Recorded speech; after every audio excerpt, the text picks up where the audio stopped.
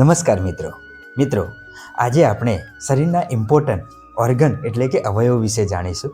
મિત્રો, એમ તો શરીરના બધા જ અવયવો ઇમ્પોર્ટન્ટ મહત્ત્વના છે, પરંતુ અમુક ઓર્ગન જેવા કે હૃદય, હૃદય ડરે છે જ્યારે તમે વધારે પડતું નમક, મીઠું અને કોલેસ્ટ્રોલ યુક્ત ખોરાક લો છો ત્યારે ડરે છે કે હૃદયને લગતી કોઈ બીમારી ન થાય. તો મિત્રો, તમારે વધારે પડતું નમક ન ખાવું જોઈએ.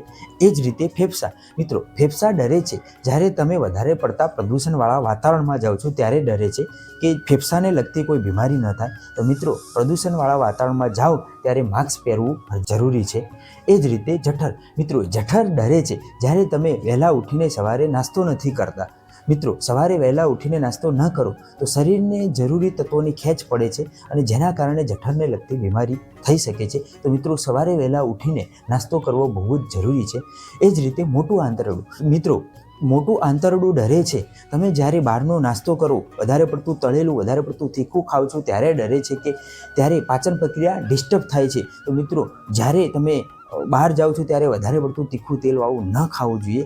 એ જ રીતે પિત્તાશય ડરે છે જ્યારે તમે મોડા સુધી જાગો છો અને સવારે વહેલા ઉઠતા નથી. તો પિત્તાશયને લગતી કોઈ તકલીફ ન થાય તેનાથી તે ડરે છે. મિત્રો, કિડની ડરે છે જ્યારે દિવસભરમાં તમે 8થી 10-12 ગ્લાસ પાણી ન પીવો તો કિડનીની અંદર કોઈ ઇન્ફેક્શન ના થાય, કિડનીની પથરી ન થાય અને પેશાબનું ઇન્ફેક્શન ન થાય. તો મિત્રો, રોજે દિવસની અંદર 10થી 12 ગ્લાસ પાણી પીવું જરૂરી છે. અસ્તુ.